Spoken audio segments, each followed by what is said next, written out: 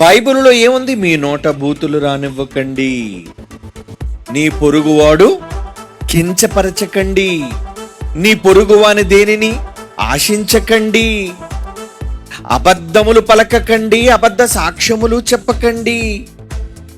ఇలా ఎంతో మంచి ఉంది బైబిల్లో. మరి అది నేర్చుకోవాలి. అప్పుడే మన మనస్సు వికసిస్తుంది. ఒక పువ్వు ఎలాగైతే మొగ్గగా ఉండి వికసించిన తర్వాత అది అందంగా కనబడుతుందో, మన మనస్సు, మన మెదడు కూడా వికాసము కావాలి, వికసించాలి అంటారు. దాన్ని మనోవికాసము అంటారు. మనోవికాసం అంటే మన మనస్సు వికసించటం. మరి మనోవికాసం రావాలి అంటే ఏం చేయాలి? మంచిని నేర్చుకోవాలి.